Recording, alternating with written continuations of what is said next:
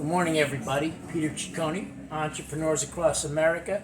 Another episode of Diner Discussions. I am here today with Tim Hardiman of Viceroy Investigations.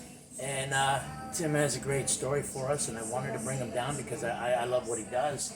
And I'm always intrigued. He is a retired NYPD. Oh, he's done everything. He even reached the rank of inspector. I don't know much, but I know that's pretty high. And he's one of the top-ranked men in the NY Police Department. And Tim, say hi to everybody. Good morning, everybody. Or whatever time it is, wherever you're watching. Yeah, whatever time it is. Watching. And Tim is a private investigator. He was telling me some of the cases that he does. Tim, tell us about Viceroy Investigations and how you chose this line of work. Well, we've been in business since 2011. Okay. I was actually working in the corporate world, but as the retired cop in the family, in the friend group, I'd always get these calls. Somebody needs a PI for something, and I'd call one of my friends who had a license.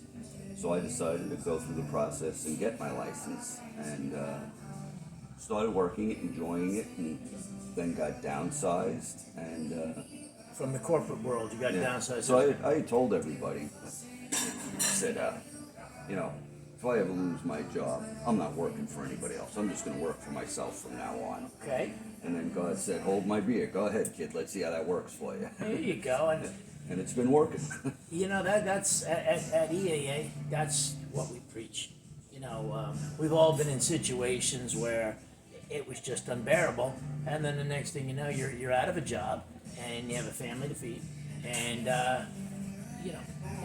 I know too many people get tired of that or don't want to be in that position anymore. And I'm at a point where I don't want to work for somebody else at this point,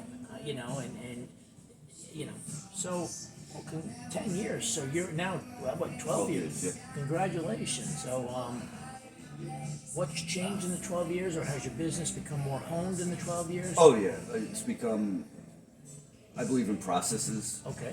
And Well, you're a detective, I would hope. Not to say that there's never a new case under the sun, but get similar cases. And I have a process for taking them in, for doing the prep work, for doing the investigation, so that I can turn out a consistent product to an attorney.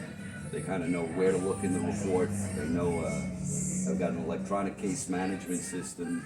If I was interviewing you today on a case, I would go back and type it up and maybe include audio of the interview if that's something we did.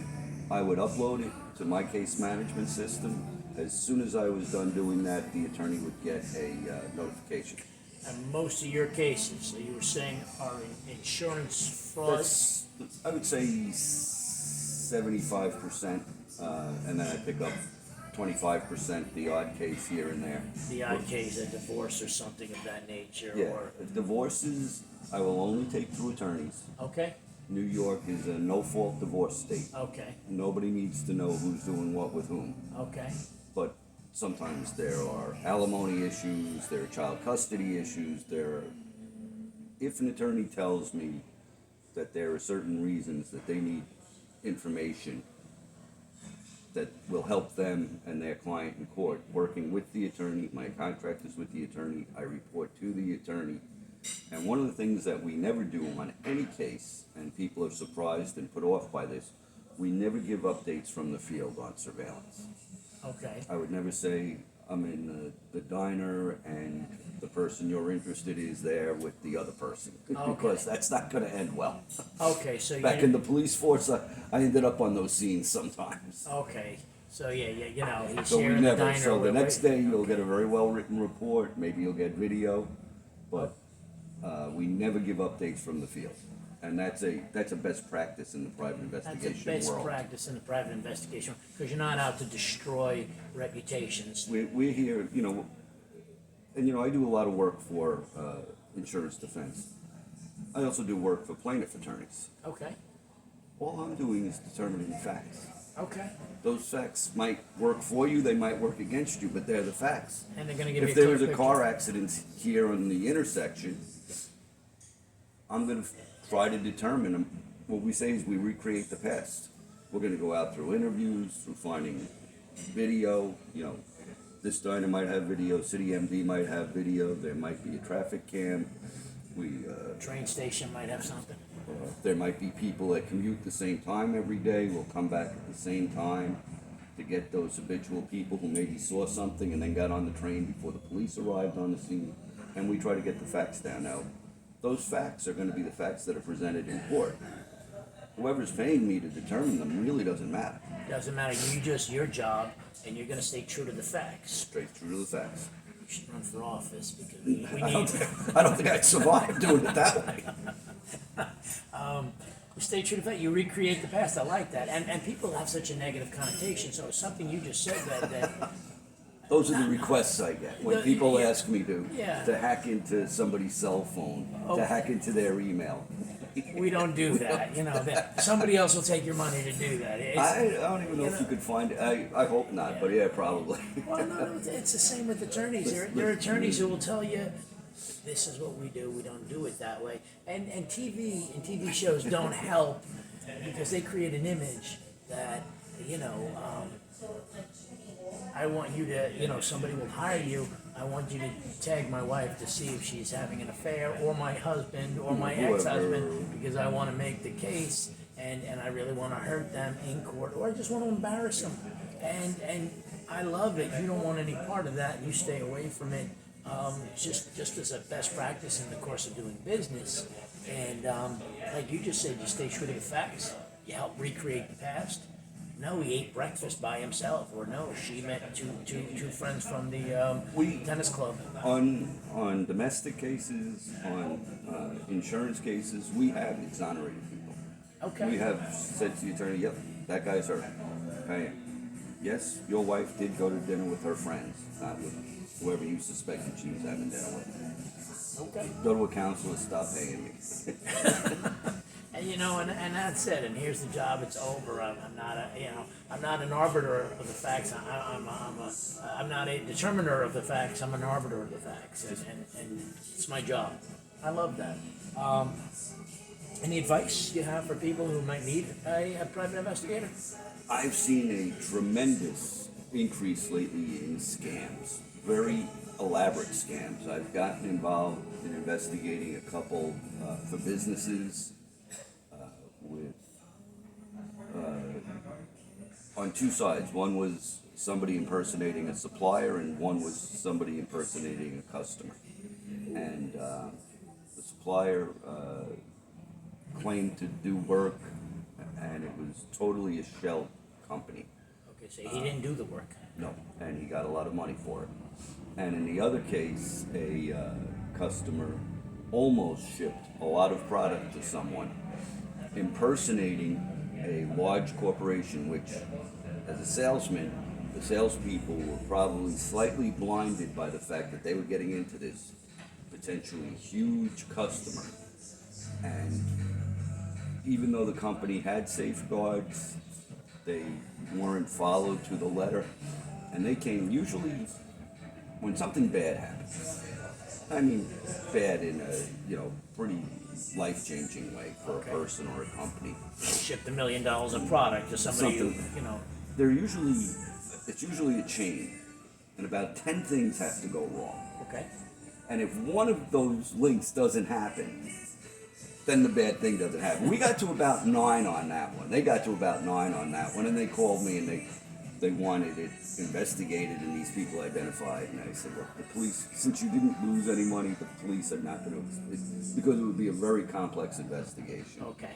And I said, I could probably get somewhere with it and give it to them with a little bit of a head start, but I don't think anybody would see jail time. Nobody lost money. They didn't commence the deal. And what these guys do is they try to hide behind, put the fig leaf up that it's a civil matter. Oh, this is just a contractual dispute. So we've got to get over that first bar and show that their intent was to defraud from the outset. Okay. That's the crime. If I was buying goods from you and I paid you and then you went out of business, that's a contractual dispute. I've got to sue you. If you never had the company to sell me the goods, Okay, I was looking to defraud you. then Okay, that's the crime. and when you walk into if you call 911 and a radio code to uniformed police officers shows up, or you walk into a precinct, and describe this to them, the first thing they're going to tell you is this is a civil matter. Because that's what it looks like. Sure. And you've really got to, so you need somebody like me to do that initial legwork and get to the point where it's really very clear that anybody can see and go, aha, that guy set out to defraud from the beginning. And then maybe we can get some traction. And as such, most of your clients are attorneys looking to bring you on to help. In some of those cases, I Yeah. work directly for the businessman. All right. I always ask them if they have a legal department. I've always asked them if they've considered civil remedies. Can we go that route? But usually these people are smoke. And one of the challenges of the investigation is just identifying who that person really is. Okay, so yeah, who did this to me? That's where you come in. Fantastic. Tim, something we ask everybody on the show because it's entrepreneurs across America. Do you love what you do? Yes, I do. All right, well, congratulations. I said that to somebody who's not as happy in their job, and we were talking about maybe partnering in an investigation end of something, and he goes, yeah, but how long am I going to do this? I said, the secret is you've got to do what you love. You don't love what you're doing now, so you're looking for the finish line. I love what I'm doing. I don't see myself stopping. Yeah, I'm the same way. It's like, when do you want to retire? I don't. I like, and this part of the job where I get to meet people and all these different activities and all these different wonderful jobs. I love it, And, Well, I meet a lot of people in my job. Same, I talk to a lot of people. and I imagine for a detective, I imagine for police officer, I told you about my buddy who's retired, NYPD, and the people he's come across in his life, and I'm sure the people you've come across in your life, I couldn't imagine. I mean, I think as a career salesperson and a guy who's owned his own business, I've met a lot of people, a lot of, all different sides of people, but nothing like a police officer. Well, we see people at the best times in their life and their worst. Okay, yeah, yes, and in business, you tend to see them in a smaller spectrum. Tim, thank you for coming down. It's an absolute pleasure, and we are proud to have you. Everybody, if you like these kind of videos, please like and subscribe to our YouTube page. Thank you.